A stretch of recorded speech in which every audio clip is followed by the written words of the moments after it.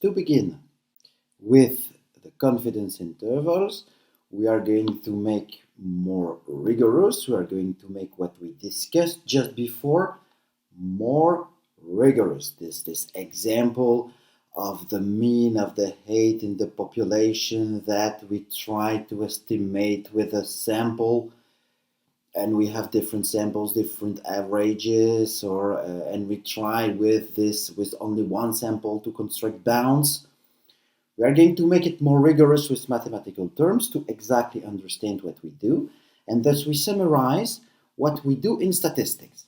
Thus, first, we have a population. For example, the Belgian population. The objective is to measure the mean of the height of people in Belgium. That means that we want to estimate a parameter, theta. Theta, for example, is the mean of x. X is a random variable which describes the height of an individual, the mean of an individual, of any individual, I would say, in Belgium. This is a random variable. And it has a value which corresponds to the height of an individual in Belgium. Thus, we have this parameter theta. Theta is the mean of this random variable x, and theta is also a parameter of the distribution of x. X is a random variable. X has this distribution, a cumulative distribution function, f, or a density function, for a density probability function for a continuous variable. And okay, x, this random variable here, x has a distribution, and this distribution, obviously, according to the value of theta, can be different. We don't know this theta. We don't know all the possible values for x, because it's impossible, let's say, to ask to everybody in Belgium to have a correct measure of their height. Imagine it's too costly. Imagine it takes too long time. Imagine there are constraints which make that, okay, it is impossible to measure the height of all the individuals in Belgium. In this case, what we do to have an idea of what theta is, we are going to construct a sample of data. We are going to take a subpopulation, which will be named a sample, and each data in the sample will correspond to a draw of an individual in the population. This is an experience. This is a stochastic experience. You pick up an individual in the population. You look at the individual, you measure its height, and you have a value. According to the way you pick up in the population, you have different results. This is exactly a random variable. Thus, when we construct a sample, what do? We pick up a first individual. This is a random experience. This is a random variable. This is x1. We look at this sample, we measure its height, and we have a value. This value is the observation, the realized value of the random variable. It will be written, we will use it later, it will be written small x1, lowercase x1. This is capital x1. Capital X1 denotes the random variable. Lowercase, small x1, will denote the value of the random variable, 1 meter or 75 centimeters, for example. Next, we do the same for x2. This is a random variable. We pick up another individual in the population. This is a random experience. This is capital X2. We look at this individual, we measure its height, we have a value. This is small x2, the lowercase. And we go like this, we go on until we reach the nth individual, such that we have a sample x1, xn. The random sample, I would say, that not the random sample, but the sample which contains random variables is denoted capital X1, capital X2, capital Xn. If we want to have the corresponding values of this sample, we have lowercase x1, lowercase small x1, small x2, small x3, small xn.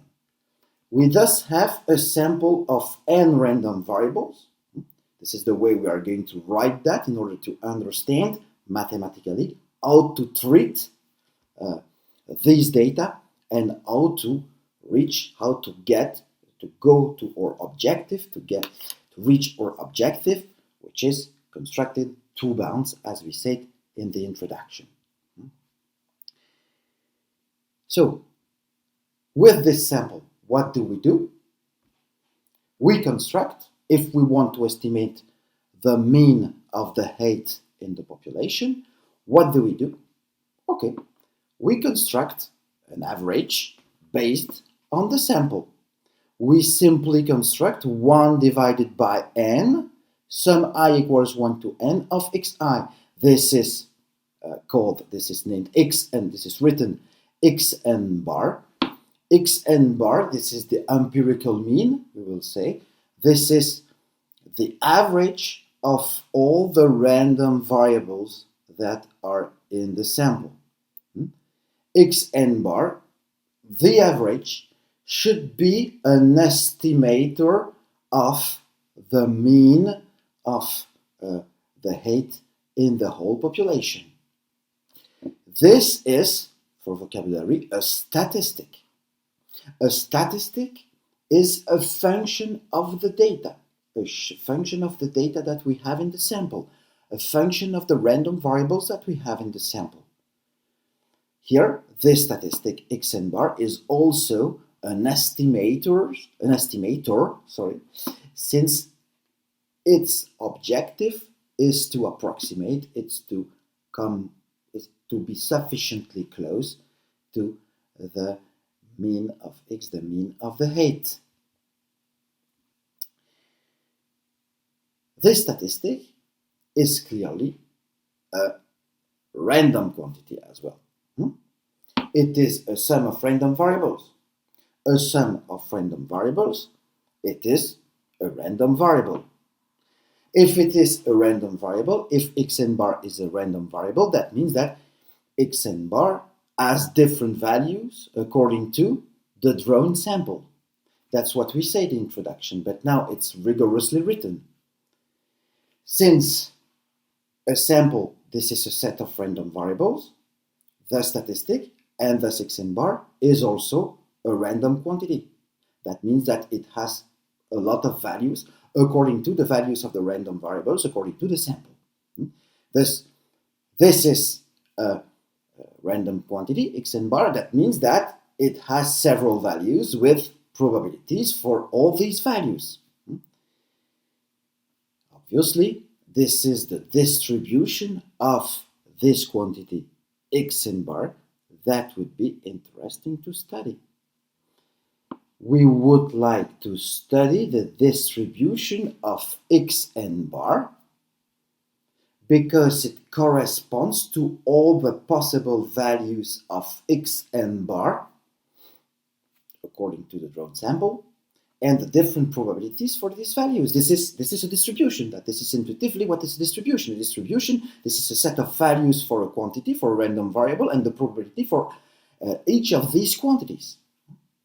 This is what we want to study. And in general, for another parameter, if we don't want to compute, if you don't want to estimate theta, if you don't want to estimate the mean of x, but another parameter, let's say a variance, a proportion, any kind of other parameter of a distribution, you will have another statistic, you will construct another formula here, you will construct another statistic, another formula here, and thus also another statistic here, and the statistic in general can be written Tn of x1, xn. This is a function of the data in the sample of the random variables, and also a function of n. Xn bar is a function of n. It's a sum I equals 1 up to n. Therefore, it also depends on the size of the sample. Therefore, this statistic should have a distribution, and we should be able to compute the distribution of this statistic. And the distribution of in statistics, we are going to denote it here Gn. Gn is thus very important because it describes how the values of Tn are. For example, and that is what we have in mind intuitively, if we compute the distribution Gn, we will be able how spread Tn is, how spread Xn bar is. That means what is the range of possible values for Xn bar. But to describe and to be able to compute this distribution Gn, we will have to make assumptions. We will have to assume a list of assumptions for the way we construct the sample. According to the way we construct the sample x1, xn, we will be able to compute a distribution for Gn. The calculations will be easier. You can imagine it's really difficult to have even something like this, 1 on n, or even xn bar, 1 on n sum I equals 1 to n of xi. Imagine you have to compute the distribution of that. Maybe you have the distribution of x1, x2, x3, and so on, and with the distributions of these random variables, you should be able to calculate the distribution of xn bar. It seems complicated. That means that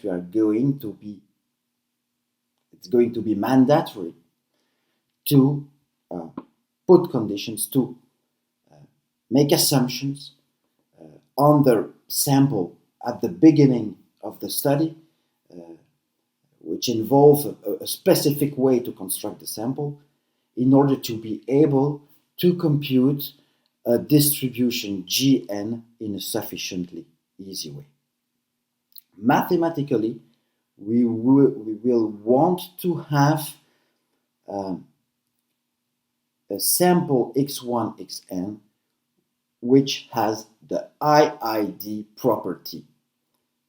The sample will be independent and identically distributed. That's roughly the same as saying that a sample should be representative of the population. But we are going to see that in the next video.